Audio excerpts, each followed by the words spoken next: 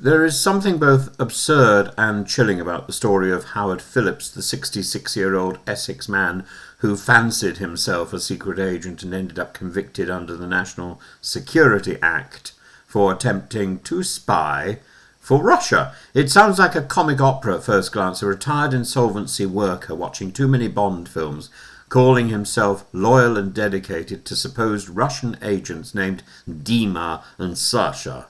But it is precisely this mixture of delusion and danger that makes the case so revealing about modern espionage, vanity and betrayal. Phillips, by his own admission, had dreams of being like James Bond.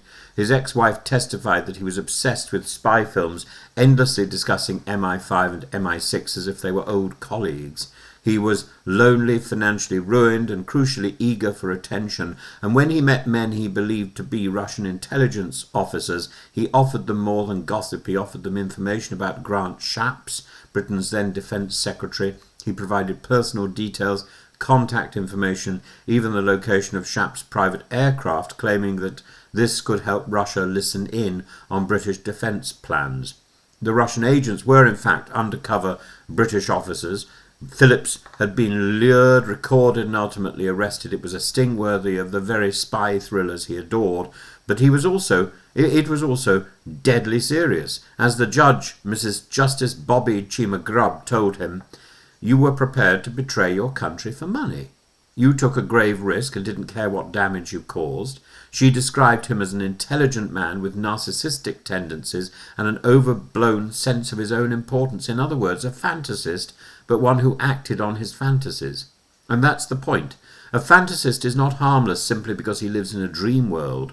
In the right circumstances, fantasy becomes fuel for recklessness. The same delusion that makes a man believe he can be James Bond can also make him think treason is a game.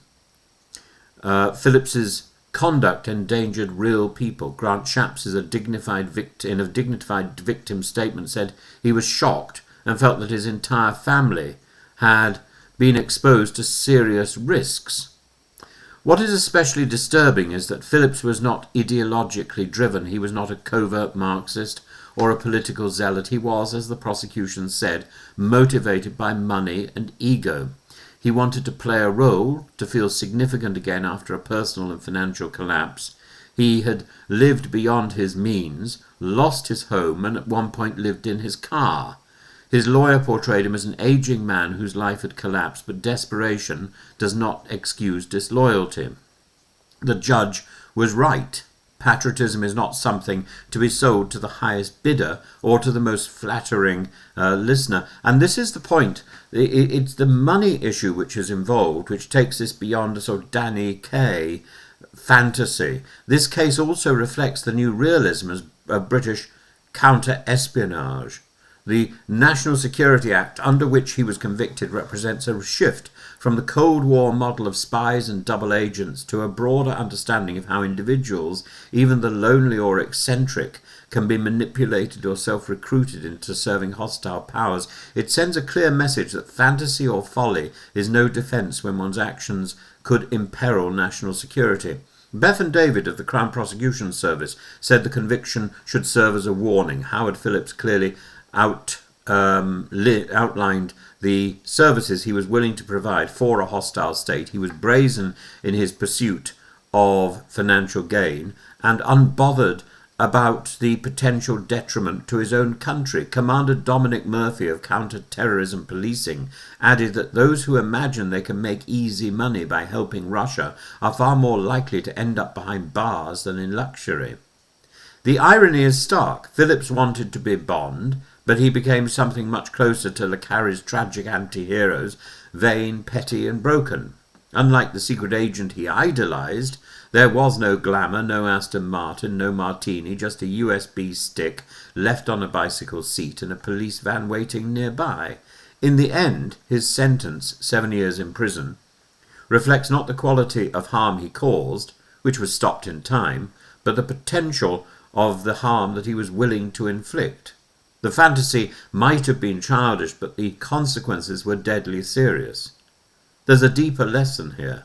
The modern age of espionage is no longer about ideology or even ideology masquerading as patriotism. It's about ego, vanity, and the easy seduction of relevance. A fantasist who believes he matters to Moscow can be as dangerous as a true ideologue, perhaps more so, because his self-deception makes him unpredictable.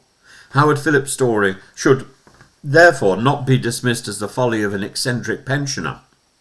It is a parable of modern disinformation and self-importance. A man with a fractured life and a vivid imagination thought he could sell secrets to Russia and instead sold his own freedom. In the final analysis, there is nothing heroic about betrayal dressed up as adventure. A real patriot does not dream of being James Bond. He dreams that Bond worked for Britain, not against it.